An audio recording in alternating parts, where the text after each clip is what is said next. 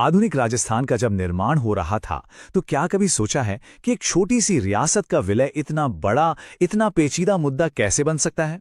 आज हम बात करेंगे सिरोही की, एक ऐसी कहानी, एक ऐसा विवाद जिसने सच में पूरे देश का ध्यान अपनी ओर खींच लिया था।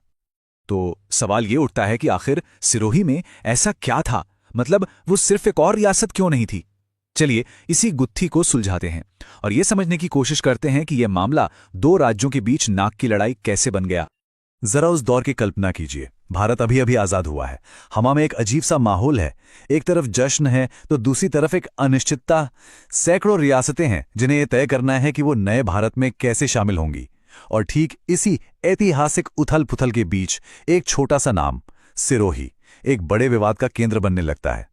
तो मामला असल में यह था, एक तरफ थे गुजरात के नेता जिनकी नज़र सिरोही पर थी, और सिर्फ सिरोही पर नहीं बल्कि खास तौर पर उसके ताज यानी खूबसूरत हिल स्टेशन माउंट आबू पर। वो इसे गुजरात का हिस्सा बनाना चाहते थे। और दूसरी तरफ थी खुद सिरोही की जनता, जिनका कहना था कि हमारी संस्कृति, हमारा इतिहास सब कुछ राजस्थान से जुड़ता है, तो हम राजस्थान में ही मिलेंगे। और फिर कहानी में एक नया मोड़ आता है। केंद्र सरकार एक ऐसा फैसला लेती है जिसने सच में आग में घी डालने का काम किया। नवंबर 1947 में लोगों की मर्जी के खिलाफ जाकर सिरोही को प्रशासनिक तौर पर राजपूताना एजेंसी से निकालकर गुजरात एजेंसी के हवाले कर दिया गया। सोचिए जरा, लोगों की आवाज को पूरी तरह अनसुना कर दिया गया। इससे जो गुस्सा भड़का होगा उसका अंदाजा लगाना भी मुश्किल है। लेकिन देखिए, ये लड़ाई सिर्फ कागजों या दफ्तरों की नहीं थी। ये सिर्फ एक प्रशासनिक या राजनैतिक खींचतान नहीं थी। नहीं, ये लड़ाई थी लोगों की पहचान की। और हर बड़ी लड़ाई की तरह इस लड़ाई का भी एक चेहरा था, एक ऐसा नेता जो इस पूरे आंदोलन का प्रतीक बन गया। तो क्या सिरोही के लोग चुप बैठ गए?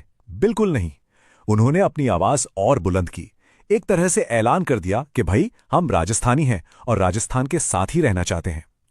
उनका इरादा इतना पक्का था, उनकी आवाज इतनी मजबूत थी कि इसकी गूंज जयपुर के सत्ता के गलियारों तक जा पहुंची। अगर इस पूरी लड़ाई के दिल को समझना हो तो वो इस एक टेलीग्राम में छिपा है।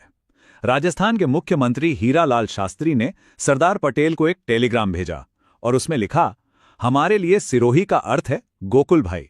बिना गोकुल भाई के हम राजस्थान को नहीं चला सकते। सोचिए, एक इंसान, गोकुल भाई भट्ट, एक पूरे इलाके की पहचान बन गया था। अब यह लड़ाई सिर्फ जमीन की नहीं रही थी। ये एक व्यक्ति, एक नेता और उसके लोगों की पहचान की लड़ाई बन चुकी थी। अब मामला इतना गंभीर हो चुका था कि राजस्थान के बड़े बड़े नेताओं का एक पूरा डेलीगेशन, एक प्रतिनिधि मंडल अपनी अर्जी लेकर सीधा प्रधानमंत्री जवाहरलाल नेहरू के पास पहुंच गया। उन्होंने नेहरू जी को बताया कि जमीनी हकीकत क्या है, लोगों की भावनाएं क्या हैं, और उनसे इस मामले में दखल देने की मांग की। तो इतनी भाग दौड़, इतनी विरोध प्रदर्शन, इतनी बैठकों, इन सबका नतीजा क्या निकला? नतीजा निकला एक ऐसा समझौता जिससे कोई भी खुश नहीं हुआ। सच तो यह है कि इस फैसले ने मामले को सुलझाने के बजाय और भी ज्यादा उलझा दिया। चलिए एक नजर डालते हैं उन तारीखों पर जो इस कहानी के सबसे अहम मोड़ हैं। 1947 में विवाद की शुरुआत, 1950 में वो हैरान करने वाला बंटवारा, और फिर आखिर में 1956 में जाकर इस मसले का हल निकलना। और विडंबना देखिए, तारीख थी 26 जनवरी 1950।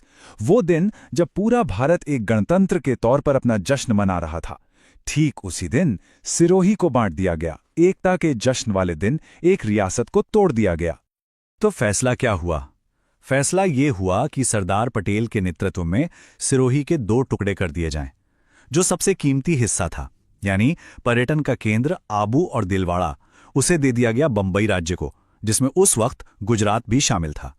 और जो बाकी बचा सिरोही था, वो दे दिया गया राजस्थान को। पर कहानी यहां खत्म नहीं होती।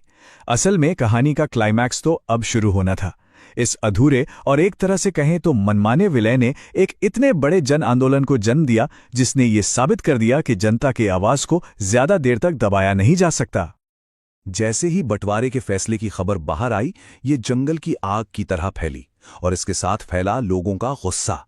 लोगों को लगा कि उनके साथ धोखा हुआ है, उनकी पहचान के दो टुकड़े कर दिए गए हैं। और इसका नतीजा, सड़कों पर जबरदस्त विरोध प्रदर्शन शुरू हो गए। लोगों का दबाव इतना ज्यादा बढ़ा कि आखिरकार सरकार को झुकना ही पड़ा।